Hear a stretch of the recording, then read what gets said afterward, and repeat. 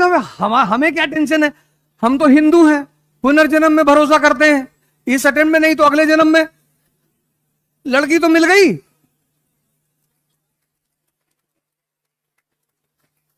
ऊर्जा है, इसीलिए इस देश में शिवलिंग को मंदिर में बनाया गया।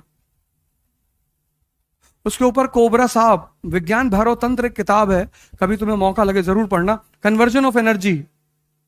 जो बच्चा है, बच्चा, वहां सेक्स हार्मोन एक्टिव नहीं है, इसलिए बच्चे की जो सबसे बड़ी तमन्ना है ना, वो है चॉकलेट। उससे बड़ी उसकी तमन्ना नहीं है, स्त्री उसकी तमन्ना नहीं है, पुरुष उसकी तमन्ना नहीं है, उसकी तमन्ना है चॉकलेट। फिर बुजुर्ग, उसकी तमन्ना बहुत है, ताकत नहीं है। तमन्ना उसकी भी है लेकिन ताकत नहीं है। पूरी सुन लो, ये जो युवा अवस्था है ना, अब बाबा रामदेव को समझ में आ गई ये बात, बाबा रामदेव को समझ में आ गई, तुमको परेशान कर रही है। उस आदमी ने ओवरकम कर लिया, 10,000 करोड़ का मालिक है। कपिल शर्मा के शो में आया था, किसी की हिम्मत नहीं पड़ रही थी उसके साथ एक्रोबेट तो एक्सरसाइज वगैरह करते हैं, किसी की हिम्मत नहीं पड़ रही थी उसके सामने परफॉर्म करने की। 10,000 करोड़। और कपिल शर्मा मुकेश अंबानी की बेटी की शादी में थाली उठाएंगे, बाबा रामदेव नहीं उठाएगा। मुकेश अंबानी की इतनी औकात नहीं है कि वो बाबा रामदेव से कहते कि मेरी बेटी की शादी में तुम थाली उठा लो, किसी गेस्ट को दे दो। मुकेश अंबानी की बेटी की शादी में एक बड़ी प्यारी घटना घटी। बॉलीवुड के जो कलाकार हैं उसको बुलाया उसने और कहा तुम लोग जितने भी गेस्ट आए हैं सबको सर्व करोगे। क्या संदेश दिया उस आदमी ने। पैसा होने से सब कुछ नहीं है, लेकिन यह बात वो सदगुरु से नहीं कह सकता था। ज्ञान सर्वोच्च है, तब भी था, आज भी है और कल भी रहेगा। वो बाबा रामदेव से मुकेश अंबानी नहीं कह सकते कि आप हमारे यहां गेस्टों का आदर करेंगे और उनको माला पहनाएंगे, उनको खाना सर्व करेंगे। नहीं नहीं नहीं, नहीं। क्योंकि शक्ति ही तो है। और अगर वो शक्ति एक समय आएगा, इसलिए मैंने बड़े सारे वीडियोस डाले यूट्यूब पे कि कन्वर्जन, धर्म का जो सबसे बड़ा सिद्धांत है वो है कन्वर्जन, लेकिन एक है सूडो कन्वर्जन। खत्म, श्यामलाल बन गया शमशुद्दीन, नाम चेंज करने से थोड़ी कुछ होता है। श्यामलाल बन गया सैमुअल, लेकिन ये सूडो कन्वर्जन है। जो ओरिजिनल कन्वर्जन, अल्लामा इकबाल कहते हैं ना, कुछ बात है कि हस्ती मिटती नहीं हमारी। कौन सी बात? यही बात कि सिद्धार्थ इंद्रियों पे जी रहा है, और जो व्यक्ति इंद्रियों पे जी रहा है उसको जो इंद्रियों की विशेषताएं हैं वो प्रभावित करेंगी। अगर तुम्हें सेक्स प्रभावित कर रहा है तो तुम एक नॉर्मल इंसान हो। अब कुछ ज्यादा कर रहा है तो थोड़ा सा एबनॉर्मल हो, लेकिन अगर तुम्हें सेक्स प्रभावित कर रहा है तो तुम नॉर्मल इंसान हो। लेकिन इस देश ने एक समय पर आकर कह दिया कि सेक्स की कोई बात नहीं करेगा। जैसे इस देश में अगर तुम सेक्स पे बात करो तो लोग तुम्हें रोक देंगे तुरंत, भाई साहब प्लीज, गंदी बातें कर रहे, करने के लिए मरे जा रहे हो।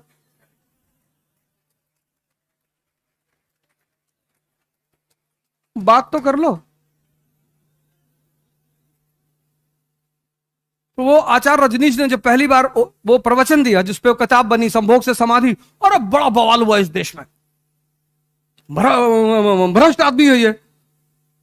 यही एकमात्र देश है दुनिया का जहां दीवालों पे हर जगह लिखा हुआ है निराश पुरुष मिले। तुम इंद्रियों पे हो, तुम इंद्रियों से गवर्न हो रहे हो। अगर तुम सदगुरु जैसे किसी गुरु के पास, किसी, मैं ये नहीं कह रहा सदगुरु के पास, तुम्हारी चॉइस, तुम्हारी पूरी तुम्हारी चॉइस, किसी ऐसे आदमी को तुम पकड़ो जो तुम्हें साधना करना सिखा दे। ध्यान, ये मन जो है ना, मन, इसकी कुछ विशेषताएं हैं। जैसे पहली विशेषता, विचार फेंकता रहेगा। कुछ भी, तुम्हें दो चीजें कभी नहीं पता चलती। एक, विचार आ कहां से रहे हैं। तुम 40 घंटा आंख खोल करके बैठ सकते हो, लेकिन तुम 4 मिनट आंख बंद करके नहीं बैठ सकते। उसकी सबसे बड़ी वजह यह है कि विचार कहां से आ रहे ये नहीं पता। अगर ये पता चल जाए कहां से आ रहे तो हम उन्हें तुरंत पकड़ ले। और दूसरी, कब कौन सा विचार आएगा। मैं क्लास ले रहा था तो एक लड़का उठा और क्लास के बाहर चला गया। अक्सर जाते ही लोग, फिर आया बैठा, फिर 5-10 मिनट बाद फिर चला गया। तो हम सोचते कि थोड़ा ऑक्सीजन लेने गया होगा, खींचने उछने गया होगा, पता नहीं क्या पढ़ा रहा है, समझ में नहीं आ रहा। जब वो 5वीं बार उठ के जाने लगा तो मैंने उसको रोका। मैं कहा सर बेचैनी हो रही है। हमने क्यों? कहा सर मुझे ऐसा लग रहा है कि भूकंप आ रहा है। अबे मैंने कहा जब लग रहा है तो हमें भी बता। मतलब तुम इतने दुष्ट आदमी हो कि तुमको लग रहा भूकंप आ रहा है, तुम सोच रहे हो कि बढ़िया है, गिर जाएगा ईद तो हम निकल ले। और बेसमेंट की क्लास, बेसमेंट की एक दरवाजा। हमने कैसे लग रहा है? कहा सर विचार आ रहा है। हमने कहा हाँ बैठो, मरोगे नहीं, बैठो। जब राम अपने पिताजी को नहीं बचा पाए, भगवान कहते भगवान सब करता है, अपने पिताजी को नहीं बचा पाए, राजा दशरथ को। कुछ नियम है वो शाश्वत है, इटर्नल। तुम्हें इसके लिए साधना करनी पड़ेगी। तुम सबको, यहां जितने युवा बैठे हैं, यही तो भगत सिंह की यूएसपी है। हम में और उस व्यक्ति में क्या फर्क है? ये देश आजाद उन्हीं जैसे लोगों की वजह से हुआ, और आज परेशान है क्योंकि यहां के जो भगत सिंह है उनको सेक्स परेशान कर रहा है। तुम ही तो हो भगत सिंह, जिसकी मां ने तुमसे पूछा कि बेटा शादी कर लो, तुमने कहा हम नहीं करेंगे, हमारी मां गुलाम है, हम शादी। तुम ही ने तो कहा था, तुम ही तो युवा थे। और कौन था? तुम ही तो थे। फिर तुम ही थे जिसका 4 kg वेट बढ़ गया था मरने से पहले। तुम ही थे जिसने कहा था कि 15 पेज बचा है उसको पढ़ लेने दो। और आज तुम कह रहे हो कि सेक्स परेशान कर रहा है। इसलिए ये देश परेशान हो रहा है क्योंकि यहां का युवा वो भटक गया, उसको रास्ता नहीं मिल पा रहा है। उस क्यों भटका? उसने जीवनियां पढ़नी छोड़ दी, उसने ऑटोबायोग्राफियां पढ़नी छोड़ दी। एक मेरे मित्र हैं, उनके भाई भतीजे राजेंद्र नगर में रहते थे, तब तो वापस घर चले गए। तो उन्होंने मुझसे कहा कि अवध यार जरा उसको पैसा दे दो कुछ। हम पैसा लगा नहीं पाए, कुछ दे दो। तो हम उनके कमरे पे गए पैसा देने के लिए। तो वो कुछ हल्दी और शहद वहद लगाया हुआ था चेहरे पे। तो हमने पूछा कि ये क्या है? कहा भैया चाचा वो हल्दी लगाए हैं, शहद लगाए हैं ना। क्यों? कहा कि इससे चमक आती है। तो उन्हें तुरंत फोन निकाल के अपने वो मित्र उनको फोन किया। हमने कहा इसको ले जाओ, ये अगर 60 जन्म आईएएस देगा तो भी नहीं होगा इसका। ऐसे कह रहे हो यार? मैंने इसका बेसिक कॉन्सेप्ट नहीं क्लियर है। ये चमक आ रही है पावर की वजह से। यहां क्यों नहीं आ रही, वहां क्यों नहीं आ रही है? जब इतना बेसिक सिद्धांत तुम्हारा क्लियर नहीं है तो तुम आईएएस बनोगे? जहां इकोनॉमी, पॉलिटी, सोसाइटी सबको मिलाकर सोचना पड़ता है। इंटरडिसिप्लिनरी प्रिपरेशन है ये। इस प्रिपरेशन की सबसे खास बात यह है इंटरडिसिप्लिनरी। तुम्हें इकोनॉमी समझ में नहीं आई, तुम्हें पॉलिटी कभी नहीं आएगी, आएगी ही नहीं। यही तो एक खतरा है। हम क्यों बार बार तुमसे कहते हैं एनसीईआरटी पढ़ने का? तुम्हारा बेस मजबूत हो जाएगा। तब तुम बेस मजबूत होने के बाद जब सारे सब्जेक्ट को कनेक्ट करके पढ़ोगे। अफगानिस्तान में स्त्रियों की दशा बुरी क्यों है? क्योंकि वो इकोनॉमिक तौर पर इंडिपेंडेंट नहीं है।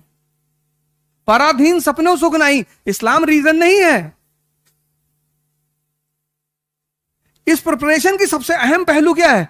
इंटरडिसिप्लिनरी। यहां तुम सेग्रीगेट करके नहीं पढ़ सकते।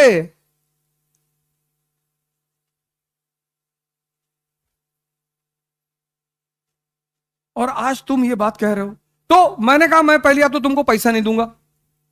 मैंने अपने मित्र से कहा मैं इनको पैसा नहीं दूंगा और ये आईएएस कभी नहीं बनेगा। शंकर जी कौन सा फेस पैक लगाए हुए? ताकत है,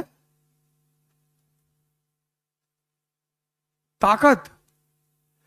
स्त्री लक्ष्मी की तरह है, वो विष्णु का ही वर्ण करेगी। तुम कहानियां पढ़ के कुछ सीखे ही नहीं।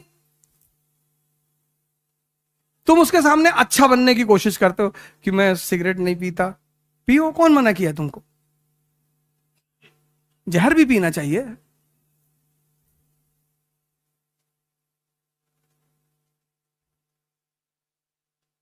समुद्र मंथन से लक्ष्मी जी निकली, देवताओं और असुरों में झगड़ा हो गया, हम शादी करेंगे, हम शादी करेंगे। उन्होंने कहा लाइन से लगा बैठ जाओ, मैं डिसाइड करूंगी। स्त्री हमेशा डिसाइड करेगी। फिर जब दोनों लोग लाइन से डिसिप्लिन में बैठ गए, वो समझ गई पागल हैं। उसने दूर सागर में देखा एक आदमी शेषनाग पे लेटा। उसने कहा ये कौन है? बोले विष्णु है। बोले इसको पता है मैं बाहर आई हूं? बोले पता है। बोले फिर भी जाके उन्होंने उनको माला पहना दी। इनविंसिबल है ना ताकत।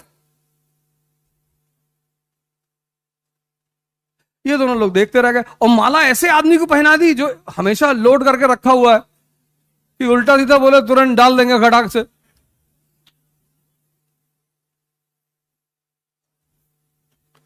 तो तुम सेक्स से इसलिए परेशान हो क्योंकि तुम्हारा मन बहुत कमजोर है।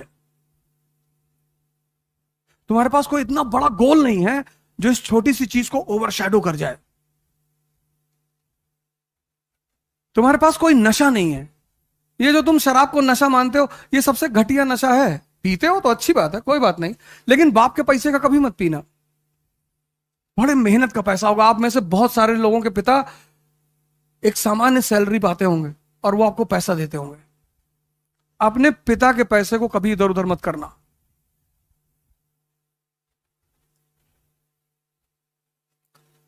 हम भी तो मिडिल क्लास से है ना।